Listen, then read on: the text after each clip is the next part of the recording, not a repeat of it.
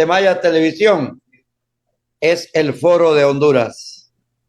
La respetuosa bienvenida a la teleaudiencia a nivel nacional, que nos siguen en banda abierta de Maya Televisión, una señal total en toda la República. También los que nos están siguiendo a través de los cables, las compañías cableras, las que tienen cobertura a nivel nacional como Cable Color, y las compañías telefónicas Claro, Tigo, y luego pues las compañías cableras de los departamentos, los municipios, los pueblos, las redes sociales, YouTube, Facebook, X, se llamaba Twitter. Hoy tenemos una temática muy especial. Antes, saludar al prestigiado teatrista con una escarapela nacional e internacional, Damario Reyes. El domingo a las 15 horas, o como dicen en Honduras, a las 3 de la tarde, fue la presentación para periodistas y medios de comunicación de la obra teatral Scrooge. Un hombre que fue adinerado, millonario, de la élite de su tiempo, pues fue a Europa, pero se comportó como un verdadero miserable, explotador de los trabajadores, demagogo y no creyente en nada, especialmente de las tradiciones. No creía en la Navidad, no celebraba la Navidad, ni decía feliz Navidad, ni aceptaba feliz Navidad. La función para medios de comunicación fue un éxito con la presentación extraordinaria. Damario, realmente usted es grande. Y no es que sea su amigo, no le estoy poniendo, ni le estoy quitando. De manera objetiva, saludar a los 16 que estaban en las tablas en el Centro Cultural San Pedrano el domingo a las 3 de la tarde, hora con 30 minutos. Del 1 de diciembre hasta el 10, funciones a las 7 de la noche, de lunes a viernes. El sábado es más temprano. Hay 2 tandas que son de caridad para la Fundación Acrópolis, donde hay sociólogos, especialmente filósofos. Y está Los Pequeños Guerreros, que es una organización que le da albergue a padres que vienen con enfermos, especialmente niños, en San Pedro Sula. Así es que llame al proyecto Teatral Futuro para que reserve boletería y pueda ir a disfrutar de esta obra. Al final se le presentan los espíritus, 3. El espíritu de la Navidad presente y el espíritu de la Navidad futura. Y estos espíritus llevan a Scrooge a enseñarle la vida. Y él cree que lo pueden ver. Nadie. Y al verse en presente y al verse en futuro, incluso que se dio su sepelio, cambia y llega a creer en la humanidad. En mi pregunta que le hice a Damario Reyes fue, ¿qué pasó con Scrooge? ¿Un trauma? ¿El contexto económico? ¿O exactamente qué? Porque en Honduras hay bastantes Scrooge, pero tienen que cambiar. Entender que se mueren y no se llevan absolutamente nada. Eso no significa renunciar a nada, pero tampoco hay que renunciar a la solidaridad.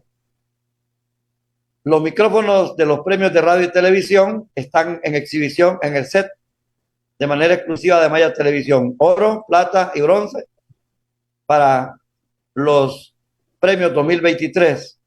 El padrino, el padre Fausto Mía, y el micrófono de oro para el IER, el Instituto Hondureño de Educación por Radio. Javier Díaz, que acompañó a Sor Marta Soto, es seguro que viene para San Pedro Sula, para acompañar a la Sor Dolores Solís, del IER. Desde 1973 en Costa Rica, luego Guatemala y en el 89 entran a Honduras. Miles y miles de personas, desde alfabetización hasta la escuela primaria, el ciclo común, el bachillerato, las áreas técnicas, para gente que trabaja, que no puede estudiar, para gente que tiene dificultades, con profesores voluntarios, una gran labor. Ahí está el micrófono de oro.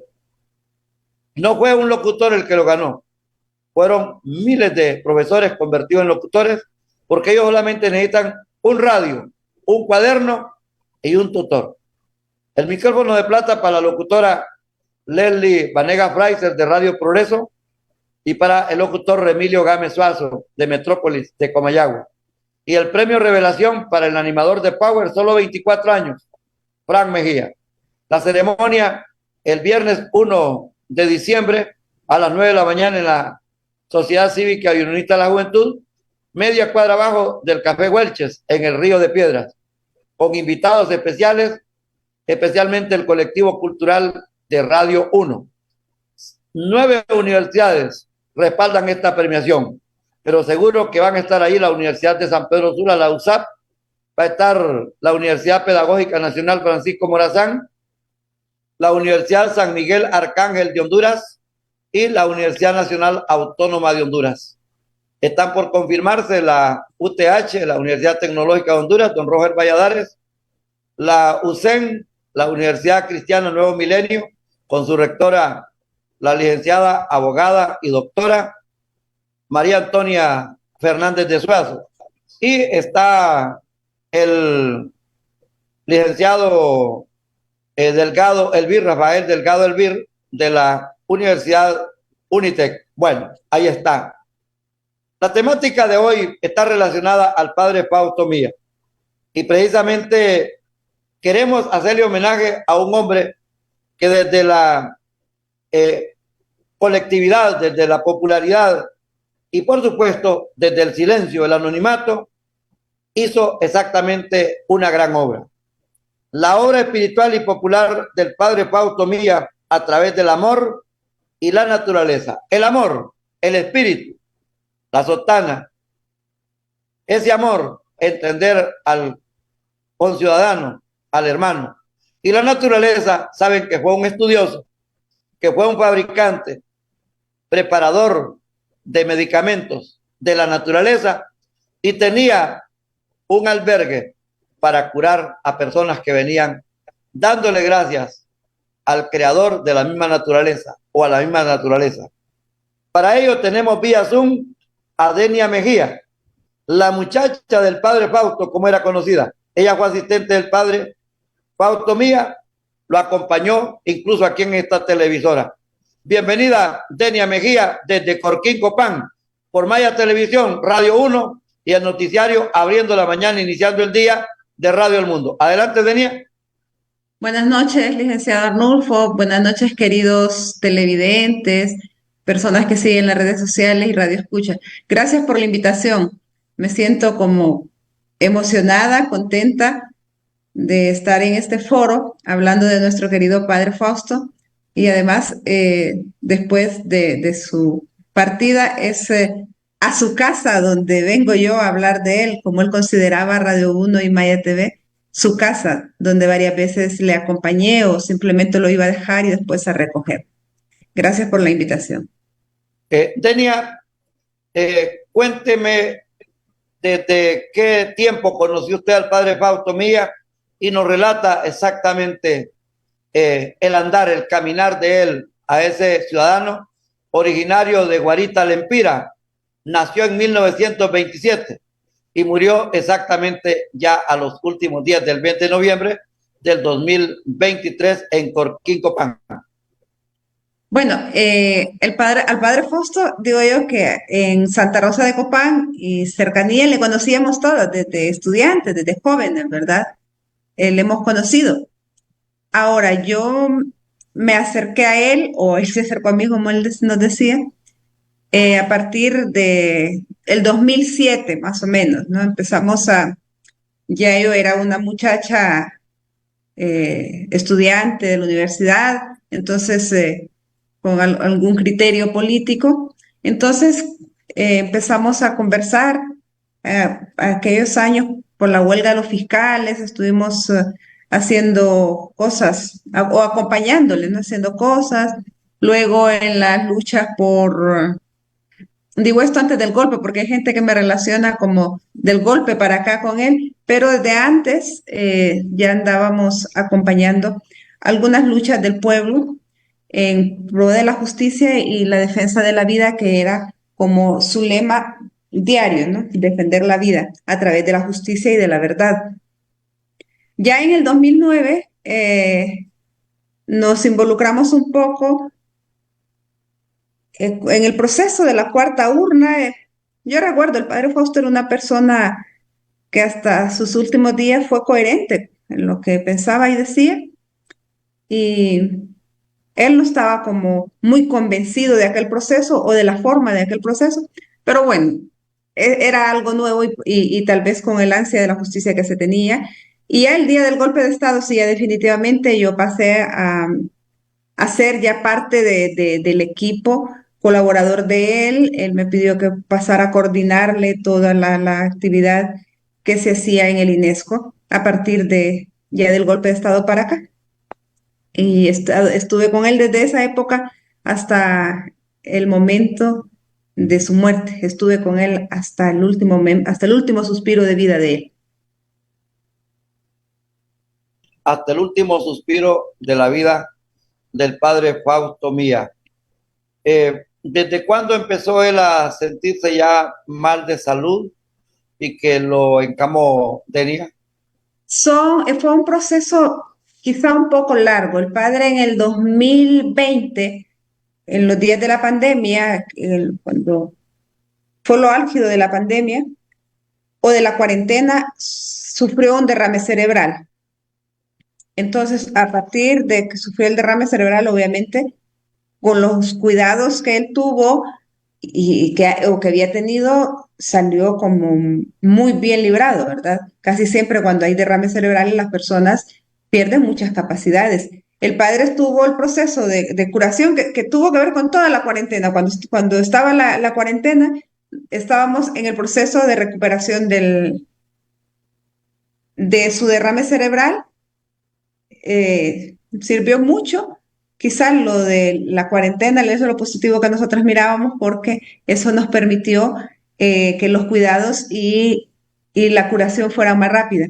A partir de allí, él empezó a cuidarse más en el sentido que empezó a descargarse de compromisos. Entonces,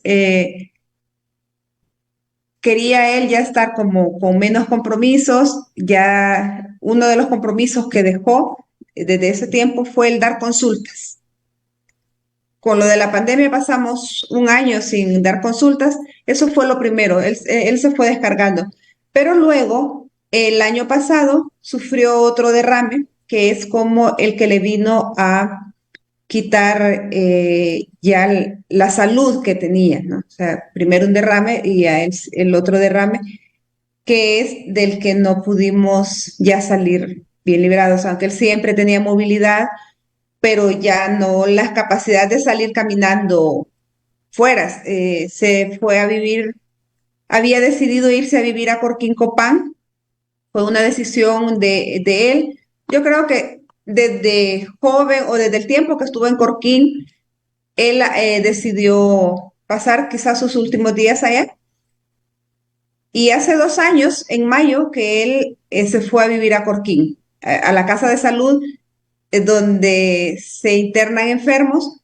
Ahí estaba, él sentía que ahí estaban las mejores condiciones de alejarse de la ciudad. El INESCO, la organización que él fundó, tenía también una propiedad donde él también tenía su casa de refugio, pero el clima y una arenera que estaba ahí al lado, entonces ya él sentía que no tenía la tranquilidad que él buscaba, más el silencio. Entonces, de 2 años más o menos, se fue a vivir a Corquín. Y yo recuerdo que cuando yo le decía, va a vivir usted en Corquín, ya definitivamente, ya no va a volver a Santa Rosa. Y me dice, es que yo quiero descansar en Corquín y quiero descansar eternamente en Corquín. Yo en ese momento no comprendí que el deseo de él era incluso quedar enterrado en Corquín. Como siempre estaba bromeando, él me lo dijo, es que yo quiero descansar en Corquín mis últimos años y también descansar eternamente. Yo en ese momento no lo comprendí hasta meses más tarde, cuando él escribió una carta al obispo solicitando que el día que Dios lo llamara, su deseo era ser enterrado en Corquín. Desde entonces el padre se fue ya poniendo más mal. Este año tenía menos capacidades, pero siempre con lucidez, ¿verdad? Dando instrucciones de lo que había que hacer, asesorando, preguntando. Yo siempre le estaba informando de todo lo que hacíamos. Yo me dediqué a dar las consultas en San Pedro Sula los lunes, cada 15 días, como él lo había establecido. Y siempre estaba él muy pendiente de todo, muy pendiente de las personas, muy pendiente de la vida del país. Hace todavía 15 días él estaba pendiente de lo que estaba pasando en el país, todavía con sus criterios sesudos como siempre fueron, pero en la edad y, y el cerebro, pues que ya se le fue dejando de funcionar, hasta que hace 15 días empezó ya malito. Buscamos asistencia médica, que será otro motivo que él, al ser un hombre del amante de la vida natural, entonces obviamente la medicina alopática no era su fuerte, ni tampoco quería él que en su cuerpo hubiese eso. Pero sin embargo, estuvimos en un centro asistencial en San Pedro Sula unos días por un descontrol nervioso que él tuvo.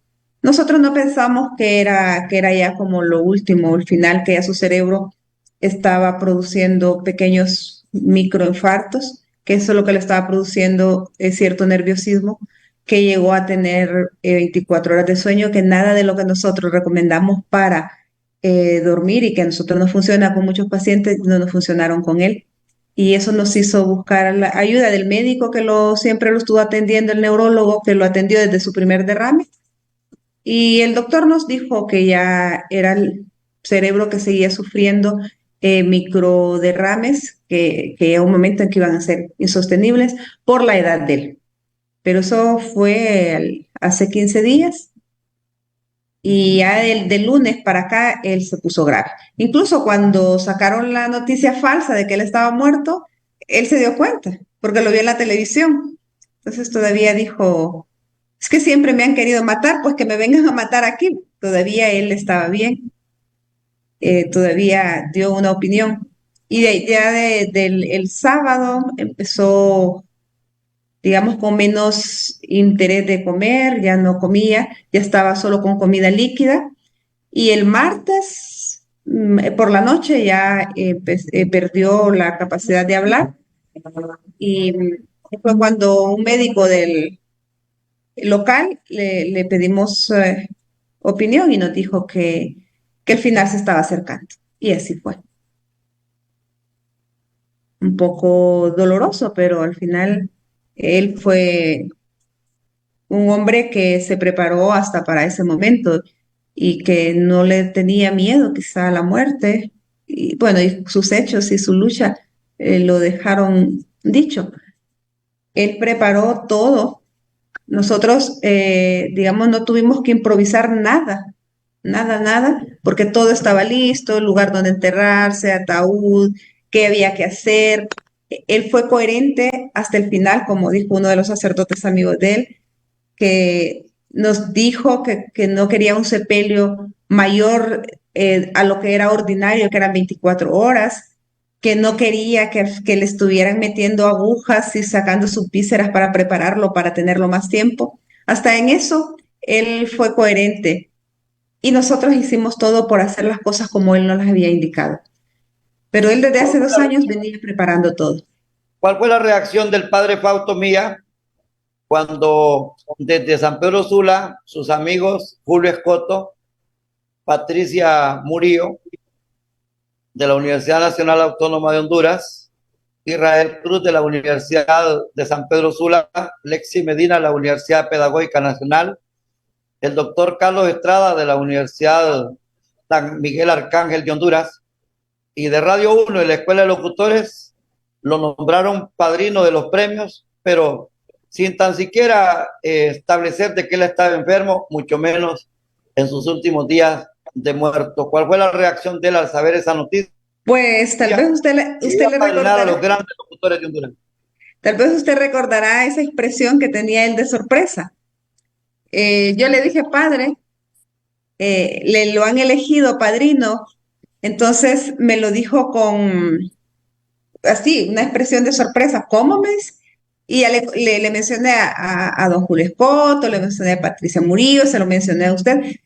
Entonces, después de ese cómo, y le mencioné los nombres, me dice, es que Radio 1 es mi casa, y siempre ha sido mi casa. Y va a ser, y después me dice, y será, me dice, la casa del INESCO también. Entonces yo me puse así un poco emocionada y con un nudo así en la garganta. Y después le digo yo, vamos a ir. Y él me dice, haremos lo posible.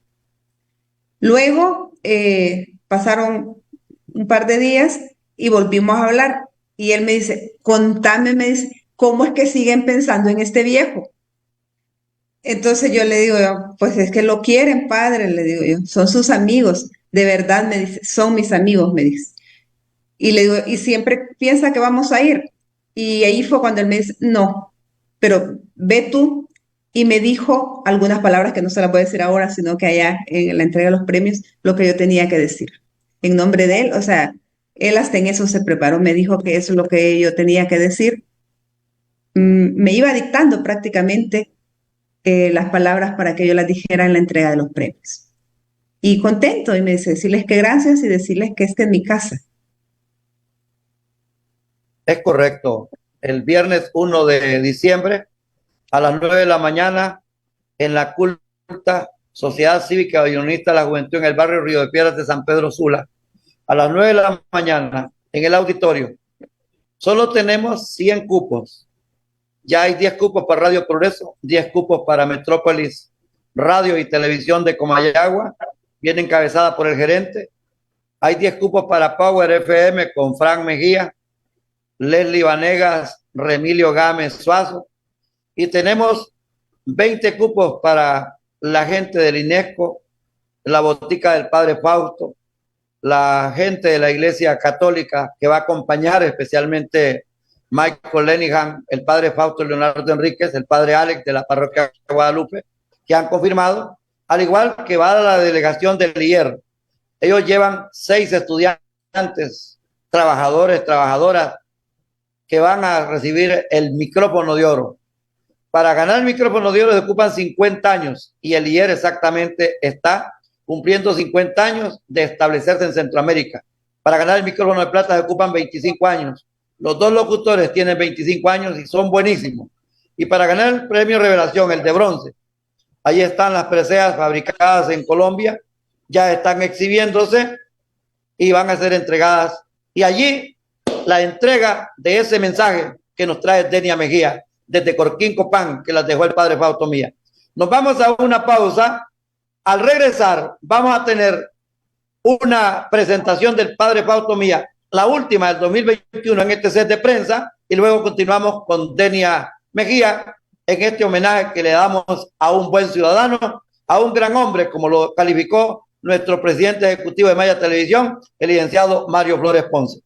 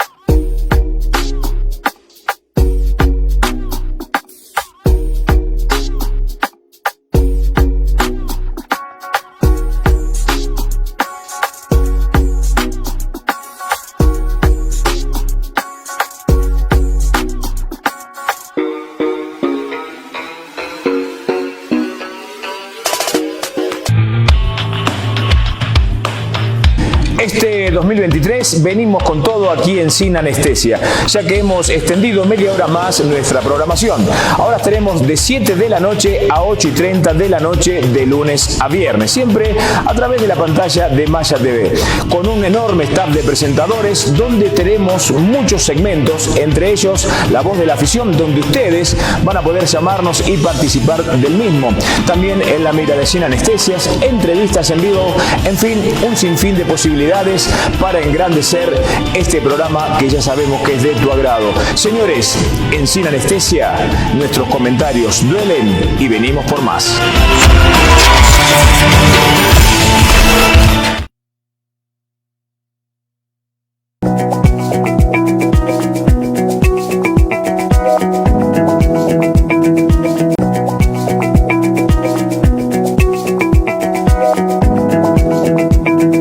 La presencia de hoy es de todo un ciudadano estudioso. Él es hombre de iglesia y es muy amado por el pueblo de Honduras. Es médico naturópata y al mismo tiempo él es un escritor. Tiene ya ediciones preparadas, incluyendo una antología de artículos que ha publicado en periódicos de Honduras. Muy recordado por su pluma en el periódico desaparecido en papel Tiempo, el diario de Honduras. Damos la bienvenida muy calurosa y respetuosa al padre Fausto Milla, que llega desde el occidente de Honduras a los estudios de Maya Televisión en la ciudad de San Pedro Sula. Bienvenido, padre Fausto Milla. Mil gracias, me siento muy en familia, muy en mi ambiente, muy en todo lo que me interesa a mí en esta vida. Padre Fausto, acabamos de transmitir una noticia de un festival de esculturas de hielo en Japón, en la ciudad de Sapporo, pero el festival se ha interrumpido y ha tenido un gran problema. No hay hielo, pues en Honduras, el mundo, hay un problema. La corrupción ha dado al traste con muchas cosas y una de ellas es la cuestión ecológica, la cuestión de la contaminación del bosque, del aire, del agua, a través de ríos, del lago, del mar y de todo lo que permita hacer la vida del mundo vivo, especialmente la humanidad. Todo es porque, como dice Eduardo Galeano, andamos patas arriba, valorando más algo que no vale nada, valorando más el dinero que la vida humana, que la vida de la naturaleza, y por eso es que se hacen cosas así tan bayuncas, diría yo, tan tontas. Sin embargo, son tontas, pero muy dañinas, eso sí, porque no solamente dejan a un lado la vida, sino van contra la vida. Nos envenenan las aguas, nos envenenan los mineros, la atmósfera también, nos envenenan todo, pues tenemos que morir, porque nosotros no somos tan fuertes para los venenos como podrían ser ciertos animales. Entonces, si va contra la vida, tiene que ir contra todos los seres vivientes, especialmente contra nosotros los seres humanos. En eso, ¿qué hay que hacer? Unirse para derrotar a ese enemigo del capitalismo, que es la raíz del sistema extractor, del sistema contaminador. Unámonos todos, porque no es que me quieren matar a fulano, a sotano, la humanidad toda, pues la humanidad toda que se una para no dejarse matar. La humanidad toda que se una para no dejarse matar. Vemos que todo el país prácticamente ha sido concesionado para las extracciones mineras, pero todo el país, padre Fausto Milla, también ha sido entregado el sistema generador de agua, ríos, riachuelos, quebradas, aquí en la costa norte de San Pedro Sula, la zona de Armenta, la zona del Zapotal, que antes eran balnearios a donde llegaba la familia, el esparcimiento, la vida, hoy eso prácticamente está completamente cercado. Los bosques han sido destruidos por estas compañías que han instalado generadoras de energía eléctrica. Y todo esto va en menoscabo de la vida del ser humano, que precisamente también contribuye botando los árboles, tirando cantidades de basura a las corrientes de agua. Pues eso es suicidio. Y el suicidio es producto de una enfermedad al extremo, la depresión. Nadie se quiere matar, es mentira. Pero hay enfermedades tan graves que llevan a eso. Porque si nosotros envenenamos y permitimos pacíficamente de que los extractores de oro, de plata, de petróleo, de madera, de tantas cosas que tiene Honduras,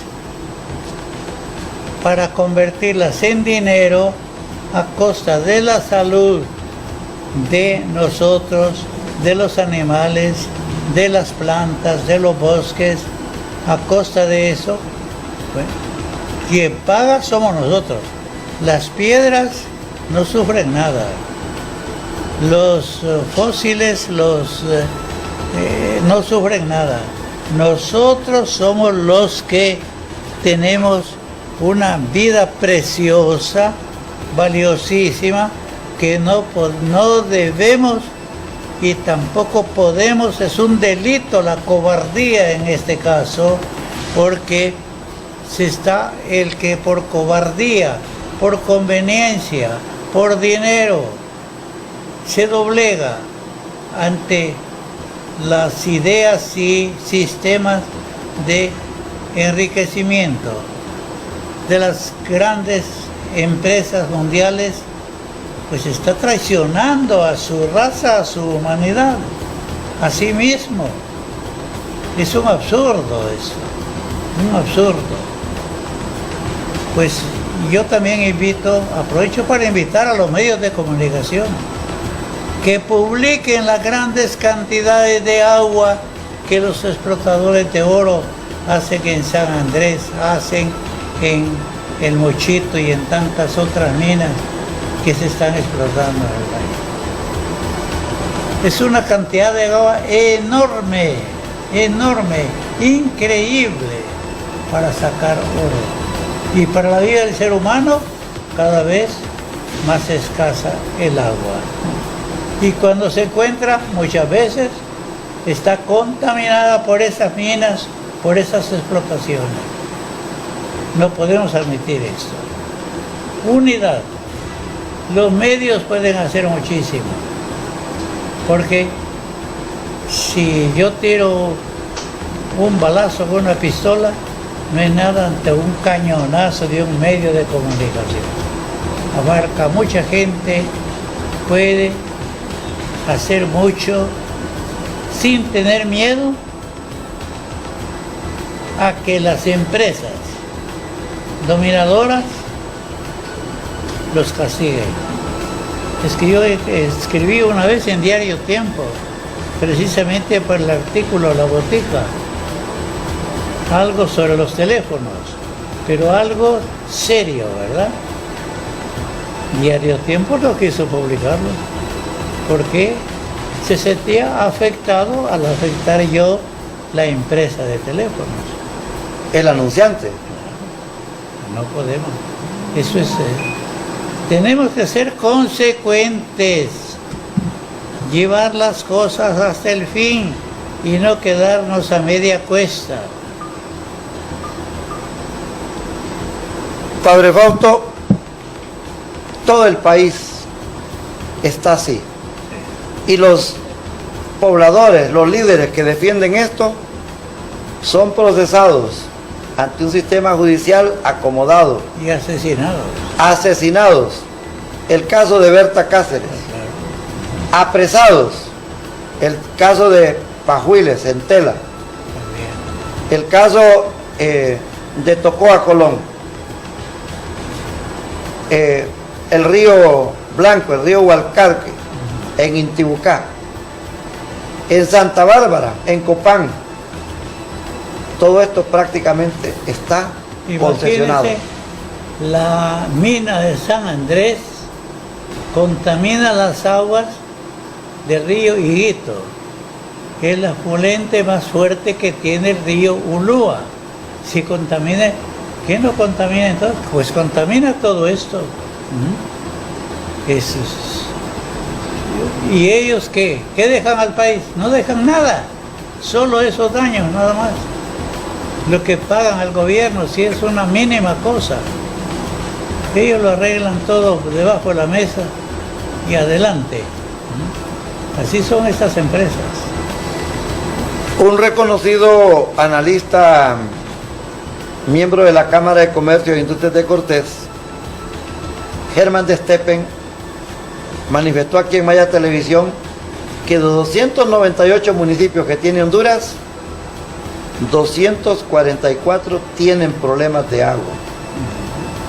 Y ese mismo analista manifestó que San Pedro Sula tiene agua para los próximos 20 años. Y se alega en decir que 20 años, posiblemente es menos. La zona de Occidente que usted conoce, toda Santa Bárbara no tiene agua. En Lempira hay problemas de agua. Ocotepeque tiene problemas de agua. Copán menos. Pero en el caso del departamento de La Paz, 2 ciudades no tienen absolutamente agua. Y el caso de la capital, Tegucigalpa, el que va a Tegucigalpa se encuentra con el grupo, aquella flota de cisternas, de tanques que andan acarreando agua para venderle a la vecindad. Las 2 represas prácticamente están colapsadas. Y el alcalde, que en algún momento se le calificó como un hombre de avanzada, hoy está ubicado como un hombre atrasado porque invirtió en acero y en cemento y se descuidó del máximo alimento humano que es el agua. Es lo que decían, el mundo patas arriba, por el dinero. Usted no se dejaría cortar un brazo de esos Por nada. por $1 millón. Vale más de $1 millón, ¿verdad? Usted no se dejaría sacar un ojo de esos por $2 millones. Vale mucho. Un solo ser humano lo que vale.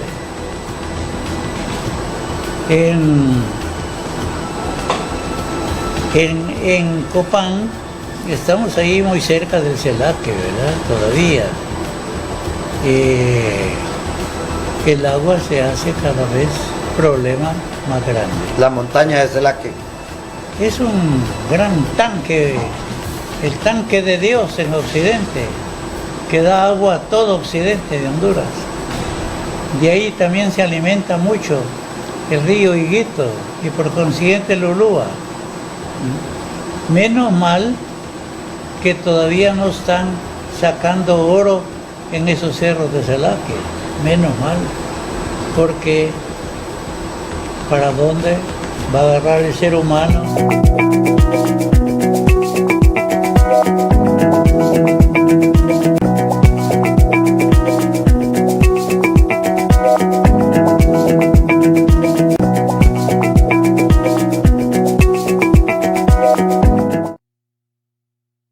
Transmisión desde el set de prensa de Maya Televisión, Radio 1 y Radio El Mundo en la ciudad de San Pedro Sula. Este fue en 2021. No lo volveremos a tener en físico. Lo vamos a recordar por esa racha aguerrida, por esa bondad, por ese amor. Denia, creo que estuvo atenta a la transmisión de un retazo de un programa del padre Fausto Mía. Así fue él defendiendo los recursos naturales, los derechos humanos, las libertades, abogando por la humanidad desde el punto de vista, desde el púlpito, predicando la palabra y atendiendo a la gente. Denia, la escuchamos. Sí, lo escucho yo ese era el padre Fausto, ese sacerdote que rompió con esa estructura de la iglesia, ¿no? Porque también él se rebeló a esa estructura cerrada y se salió de las paredes de la iglesia para trabajar, como decía él, con el mandato de Jesús. Fue un hombre que siempre tuvo presente que la labor que se hacía no era una labor por crear fama, por aprovechar una coyuntura, sino que eran los evangelios. Siempre me decía, me acuerdo, hablábamos tanto, y siempre me decía, Denia, como cristianos nos perdemos porque no leemos ni interpretamos los evangelios. Jesucristo fue claro, no hay necesidad ni de pensar en partidos políticos, decía, no hay necesidad de pensar en en estas cosas, sino que solo pensemos en lo que hacía Jesucristo. Con un poquito que le imitemos y que le sigamos, decía, vamos a cambiar la humanidad. Ese fue el padre Fausto, un defensor de la vida. A través de la medicina natural hizo tanto y milagros, ¿verdad? Aunque él decía que él no curaba, que él ayudaba a que se curara a la gente. Y así nos enseñó a nosotras, que no se cura, que hay que enseñar a que la gente se cure sola. La Casa de Salud tiene historias de personas que se han sanado de enfermedades que desde la medicina tradicional alopática es imposible curarlas. A la Casa de Salud ha llegado gente muy mal con cáncer y han salido sanos. Es maravilloso cuando uno se encuentra personas y dice, mire que yo hace 20 años fui donde el padre Fausto y me curó de esto, que yo hace tanto estuve en la tienda y estuve en consulta y nos curamos de lo otro. El padre Fausto hasta el último momento, estaba hablando de la misericordia que Dios tenía para nosotras y de que tenía que ser la verdad la que teníamos que buscar, y la verdad se buscaba, decía él, no a través del discurso, sino que a través de los hechos y de la coherencia, porque también hasta en eso fue coherente hasta el final. Él decidió que iba a estar del lado de un pueblo y estuvo hasta el final con errores, ¿verdad? Porque como humanos también nos equivocamos, porque al final también era un ser humano. Pero en el afán de seguir su proyecto de vida, de defender a la humanidad, también pudo haber cometido errores, ¿verdad? Y pudo haber sido criticado. Pero si cometió errores, no lo hizo porque él buscaba algo a cambio. En ningún momento, yo siempre recuerdo en una entrevista cuando hablaba de que si los diputados les dieran el salario mínimo, decía, nadie hubiera querido ser diputado, lo recuerdo. Porque él no buscaba así como un beneficio propio, él buscaba el beneficio más allá del país, porque él también se declaraba profundamente amante del país, sino que él pensaba en la humanidad. Yo creo que por eso, que allí menciona la lucha de Berta Cáceres, quizá por eso ellos eran tan empáticos, el padre con Berta, porque compartían que había que luchar por la humanidad. Decía, por ejemplo, que ahí mencionaba la contaminación de Santa Rosa de Copán. Entonces decía él, si contaminamos Santa Rosa a través de las fuentes subterráneas, estamos contaminando muchísimos más pueblos. No debe ser la lucha solo de Santa Rosa, no debe ser la lucha sobre Honduras. Era, digamos, un humanista, y quizá él hacía también propias aquellas palabras de Martí de que patria es humanidad, porque él siempre estaba pendiente incluso de lo que estaba hasta el final, de lo que pasaba en el mundo. Muchas veces nos sentábamos a hablar y él me hablaba en el chat, países que pasa tal cosa, allá en Mongolia está pasando tal cosa y hay que, decía él, nosotros no podemos hacer nada físicamente, pero por lo menos podemos elevar oraciones. Era un ciudadano que se declaraba ecuménico, aunque él era católico, ¿verdad? O sea, él pertenecía a la Iglesia Católica, pero es que él decía que la humanidad no tenía por qué regirse por la religión en este caso, pero sí por la espiritualidad, que son dos cosas muy diferentes. Era un ser sumamente espiritual. Por eso él cuando miraba en estos, al otro lado de la tierra, estos conflictos, él me decía, elevemos oraciones. Y él decía, si una oración puede ser un poema que vos te sepas y que se lo dediques a aquel pueblo. Porque yo muchas veces hablaba con él y también yo interpelaba algunas cosas, ¿verdad? Entonces él siempre tenía la respuesta y siempre tenía también la palabra precisa cuando uno también la necesitaba. Muchas veces yo entraba así como, necesitamos hacer tal cosa, pero no hay cómo hacerlo. Entonces él siempre tuvo esa palabra precisa. Era sumamente humano y era un compañero, o sea, en el ámbito de trabajo, él a nosotros, todo el equipo del INESCO, que era su hijo, como él lo decía, él nunca nos trató como que éramos empleados, sino que éramos su familia. Y siempre, nunca se refirió a los colaboradores, nunca se refirió a decir a los trabajadores, sino que siempre nos decía, mi familia. Él cuando se refería a la institución y al equipo, a todo el equipo que estaba detrás de él, él siempre se refirió como a la familia y la familia del INESCO, decir. Y, y se murió pensando también en esa familia del INESCO, porque por ejemplo a mí, que en los últimos años fui la persona de confianza de él, entonces a mí siempre me decía, cuídame ese hijo, ¿verdad? Entonces yo siempre bromeaba, pero es que usted no me lo ha presentado, le decía yo, bromeaba con él también.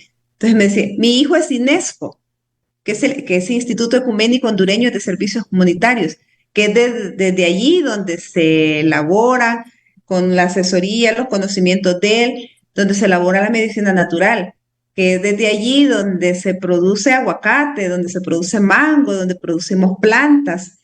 Entonces, él ya retirado, cuando él ya se retiró de todo, siempre estaba pendiente de todo lo que pasaba alrededor, pendiente de las personas. Era lindo porque las compañeras que tienen sus niños eran sus nietos. Los niños le La decían Casa de la abuelo. Salud, la Casa de la Salud de Corpán, de Corquín Copán, ¿sería eso el motivo para él pedir ser sepultado y quedarse eternamente en Corquín Copán y no en Santa Rosa de Copán y no en Guarita Lempira, donde él nació? Yo creo que fueron varias cosas. La Casa de la Salud quizá fue como el vínculo con Corquín, para no desvincularse de Corquín, porque él llegó a Corquín en 1970 como párroco, un 22 de agosto del 70, justo cumpliendo 2 años de ordenado, porque él también fue una vocación tardía. Primero fue hermano marista y más tarde, en el 68, se ordenó sacerdote diocesano, una vocación tardía de con 40 años. Entonces, a los 2 años completitos, cumpliendo 2 años, llegó a Corquín en 1970 y se fue de Corquín como párroco en enero de 1982, 12 años más tarde, cuando la represión, que tuvo que irse a México.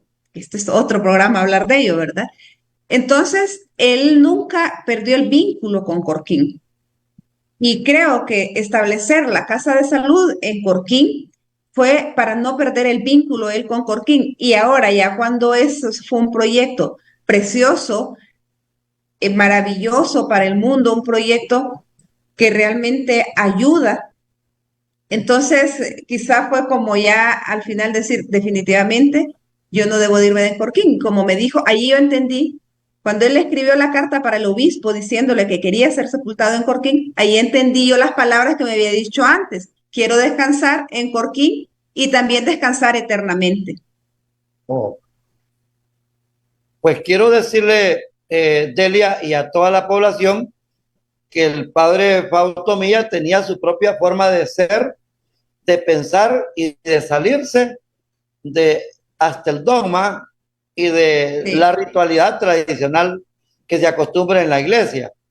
Un planteamiento que hacía es que nada era malo, que lo malo era ser malo o hacer el mal. Hacer el mal. Y hoy en este set de televisión le rendimos homenaje con la misma costumbre, con la tradición con que él acostumbraba venir a esta cabina de Radio 1 o venir a este set de televisión.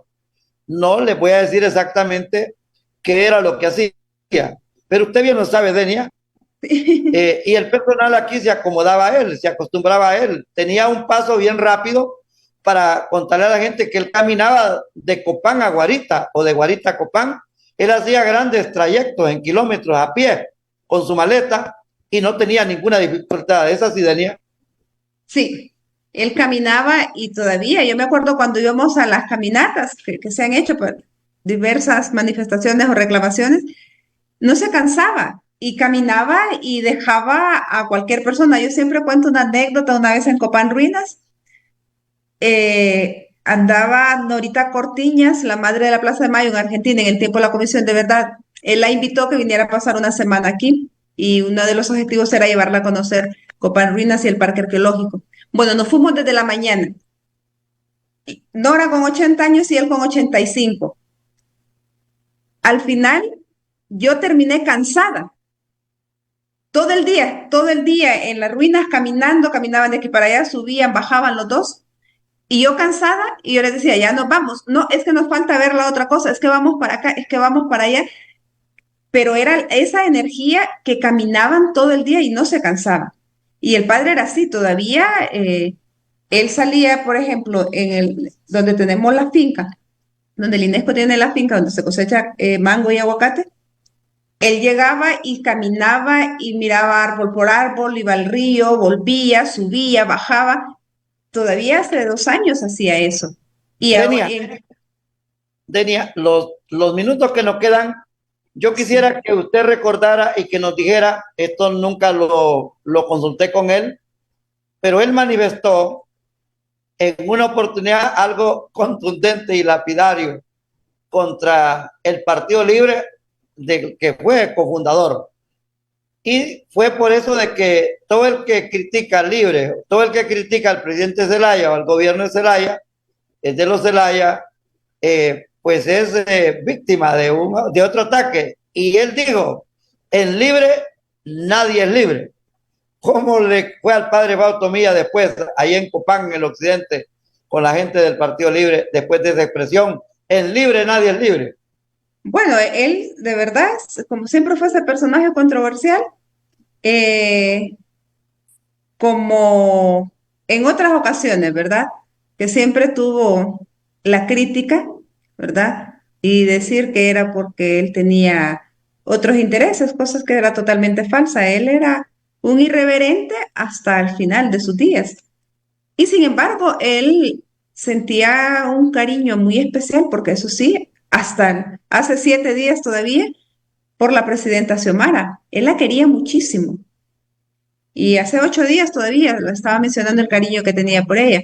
Él siempre tuvo problemas con los políticos, ¿verdad? Con los políticos de oficio, ¿no? De los partidos, por lo controversial que fue. Y alguna vez también reconoció quizá que no podía, ya la impunidad que dan los años, ¿no? Sí, una pregunta, ¿cómo vivió él la muerte de don Jorge Hueso Arias, con quien tuvo una excelente amistad, un gran empresario, un banquero? Murió a los 105 años. El padre Fausto murió a los 96. Dijo 2 cosas interesantes. Me dijo, Jorge fue un hombre que siempre cuidó de la alimentación, me dijo, siempre hizo ejercicio y siempre tuvo pisto. Pero también me dice, fue un hombre que dentro de esa oligarquía a la que pertenecía, me dice, hizo algunas cosas por algunos seres humanos, pero sin embargo, me dice, fue el único golpista que se declaró orgulloso de ser golpista. Gracias, Denia, por esa participación. Y nos encontramos el viernes 1 de diciembre en entrega de premios. Gracias, don Arnulfo. Muchas gracias. Y a la auditoría también por escucharnos.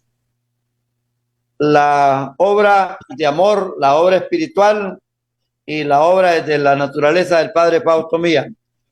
El presidente ejecutivo de Maya Televisión admira a los ciudadanos, a las ciudadanas que hacen grandes proyectos y que dan la vida por los demás. Soy Arnulfo Aguilar, desde la ciudad de San Pedro Sula. Una producción inédita, única en su clase. Hasta pronto, el foro de Maya Televisión, que es el foro de Honduras.